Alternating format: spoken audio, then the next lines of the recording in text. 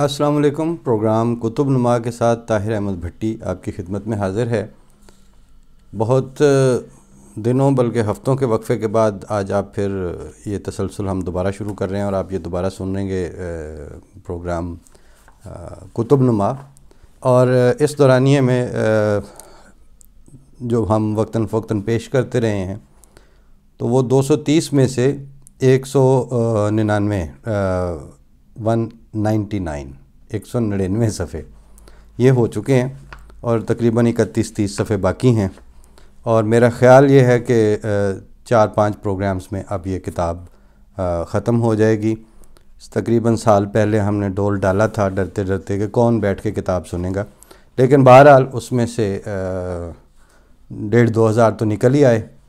باقی ابھی جو ہیں وہ اختلافی اور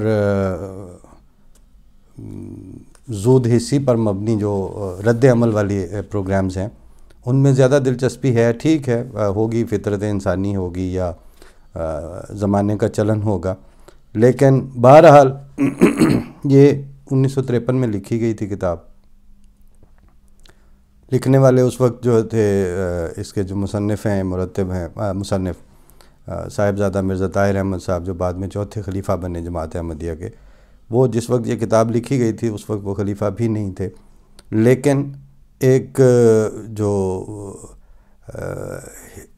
حساسیت ہے اور معاملے کو سمجھ کے اور دوسروں کے جوتے میں پاؤں رکھ کے بھی اور اپنے طرف کھڑے ہو کے بھی بیلنسڈ اور توازن کے ساتھ ایک قضیے کو اٹھانا، اس کی تنقیحات وضع کرنی، پھر ان پہ بات کرنی، اور پھر اس کے ما لہو اور ما لہ پہ بات کرتے کرتے اینڈ تک آخری چیپٹر انہوں نے اس کتاب کا جو باندھا ہے اس عنوان، وہ ہے ہم نے اس عشق میں کیا کھویا ہے کیا پایا ہے۔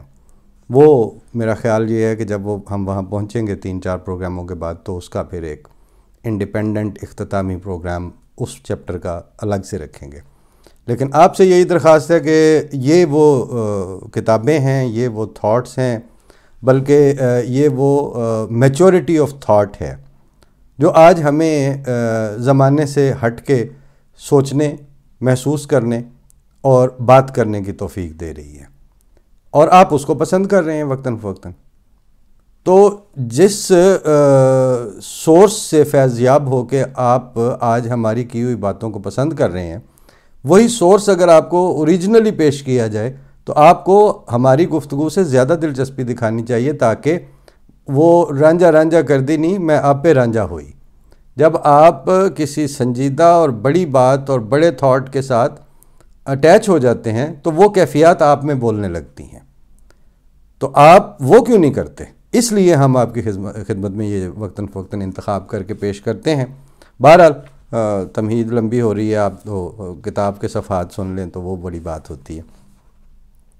صفحہ نمبر 199 پہ جہاں ہم نے چھوڑا تھا اس کا آخری 3 لائنیں ریکیپ کے طور پر میں پڑھ رہا ہوں کہ بہرحال ان علماء کا یہ عجیب حال ہے کہ ختم نبوت کا وہ فرضی انکار جو احمدیوں نے کبھی نہیں کیا، آج ان کے لیے اسلام کی زندگی اور موت کا مسئلہ بن چکا ہے، اور اسلام کی زندگی اور موت کے وہ ان گنت مسائل جن سے وہ ہر روز اپنے شہروں، اپنے قصبات، اپنے دیہات کی گلی گلی میں دوچار ہوتے ہیں، ان کی نظر میں کوئی حقیقت نہیں رکھتے۔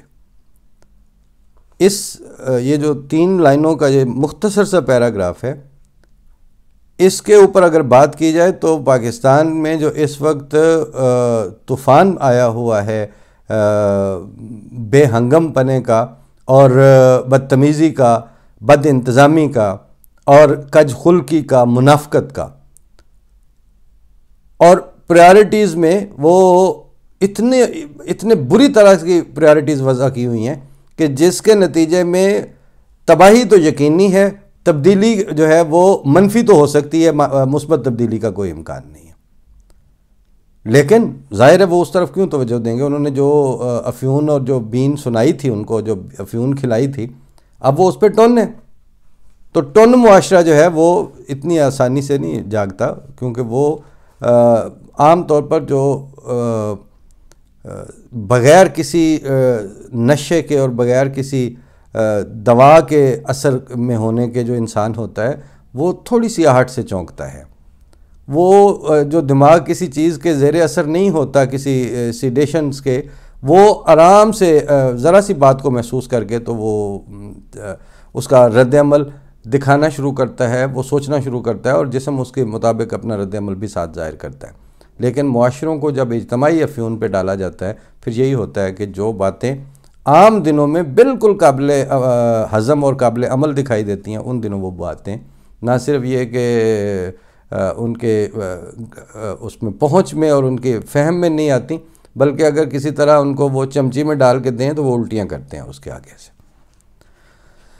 ان کی زود حسی اور بے حسی کا یہ اجتماع ضدین ایک عجیب تمسخر آمیز صورت اختیار کر لیتا ہے جب ہم انہیں ایک طرف تو پاکستان بننے تک بلکہ بعد میں بھی اس نظریے کا قائل پاتے ہیں کہ بس اکھنڈ ہندوستان ہی مسلمانوں کے مفاد کا ضامن ہو سکتا ہے، یعنی متحدہ ہندوستان. اور مسٹر گاندھی اور ولبھ بھائی پٹیل اور پنڈت نہرو کی قیادت میں کانگریس کی صفوں میں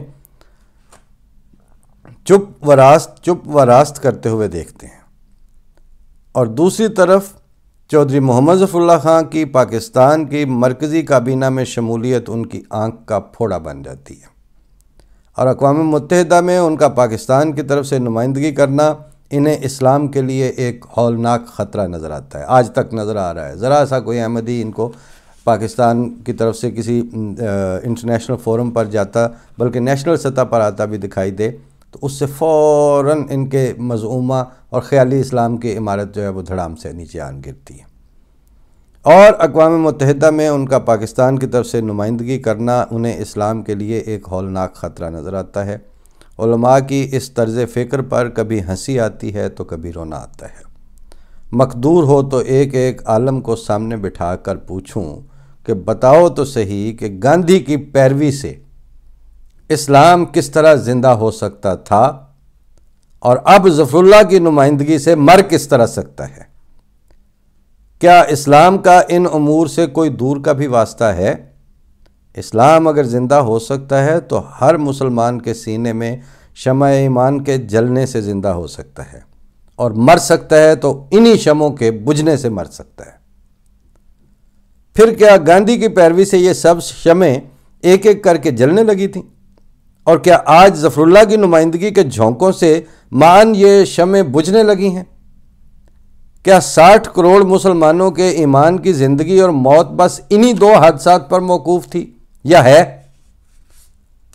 کیا یہ علماء نہیں جانتے کہ اسلام کو پیش آمدہ خطرات کا کسی وزیر کی وزارت سے دور کا بھی تعلق یا واسطہ نہیں ہوتا، بلکہ یہ خطرات محض اس نازک دور صورتحال کی وجہ سے پیدا ہوئے ہیں جن کا ذکر کرتے ہوئے علامہ الطاف حسین حالی نے نہایت درجہ درد کے ساتھ یہ لکھا تھا: اے خاصہ خاصان رسول وقت دعا ہے، امت پہ تیری آ کے عجب وقت پڑا ہے.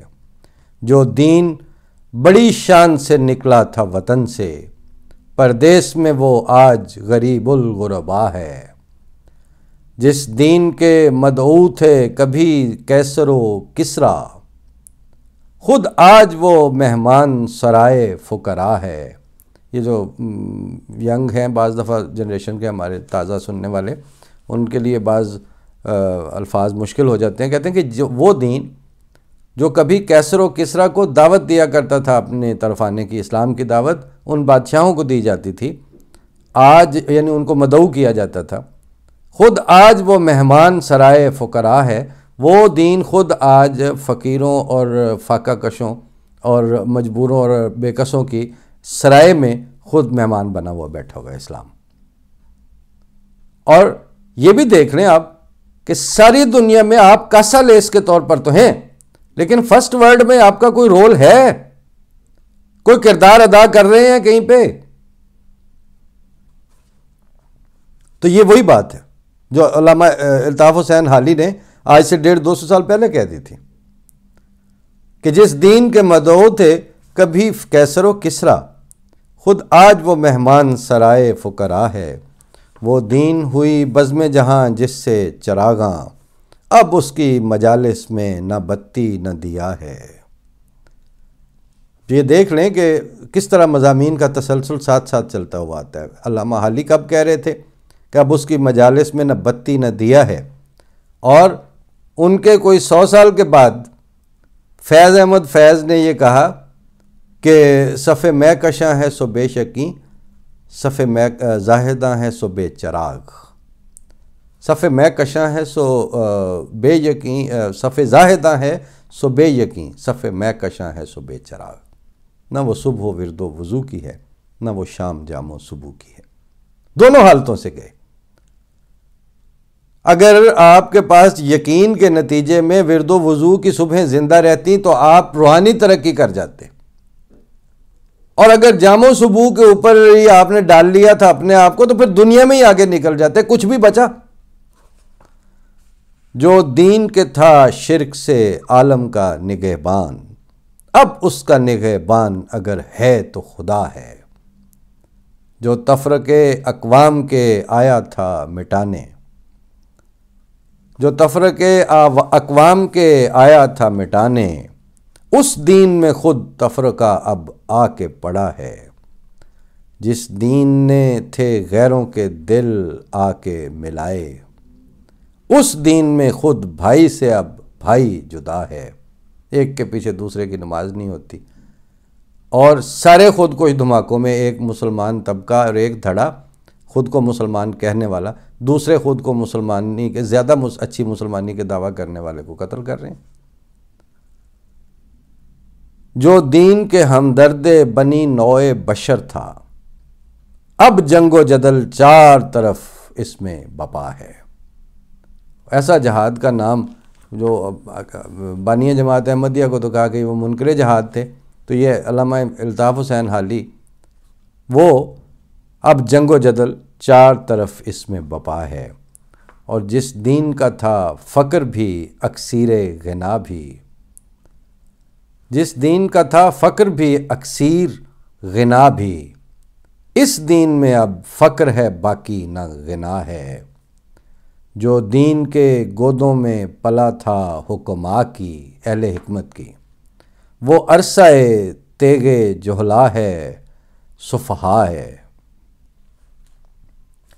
جس دین کی حجت سے سب ادیان تھے مغلوب، یعنی ان کے دلائل کی برہان کی تلوار سے، جس دین کی حجت سے سب ادیان تھے مغلوب، اب معترض اس دین پہ ہر ہرزہ سرا ہے